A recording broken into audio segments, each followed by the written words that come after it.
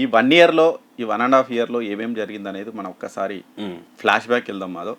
మనం ఎప్పుడు 2023 డిసెంబర్లో ఎలక్షన్లు అయిపోయినాయి. మంచి మెజార్టీ తోటి, సరే సాధారణ మెజార్టీ అయినప్పటికీ కాంగ్రెస్ అధికారంలోకి వచ్చింది. వచ్చిన తర్వాత ఆ 6 హామీలు చేస్తామన్నారు.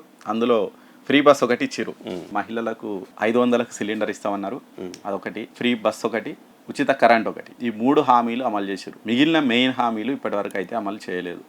అందులో ప్రధానమైనటువంటిది 2500 ఇస్తామన్నారు మహిళలకి, అది ఇవ్వలేదు. బంగారం ఇస్తున్నారు, తులం బంగారం ఏదో, అది ఇవ్వలేదు. పింఛన్లు పెంచుతామన్నారు, అది పెంచలేదు. తర్వాత రైతు భరోసా 7500 చేస్తామన్నారు, దాన్ని కుదించి 6000 వరకే పరిమితం చేసిరు. సరే, ఆర్థిక పరిస్థితి బాగా లేదు అన్న విషయం వాళ్ళకి ఎలక్షన్ల ముందే తెలుసు. ఈ హామీలు అమలు చేయడం కష్టం అన్న విషయం తెలుసు. అయినప్పటికీ వాళ్ళు అప్పుడు హామీలు ఇచ్చిరు, ప్రజలు నమ్మిర్రు, వేసిరు. కానీ కాంగ్రెస్ గవర్నమెంట్ అన్ని ఫెయిల్యూర్ అంటే చాలా ఖచ్చితంగా వీళ్ళు గొప్పగా చెప్పుకోవాల్సిన పనులు కూడా కొన్ని చేసిరు. అవును, మెయిన్ రుణమాఫీ ఇప్పటి వరకు ఎవరికి సాధ్యం కాలే. కేసీఆర్ 2 సార్లు హామీ ఇచ్చారు రుణమాఫీ.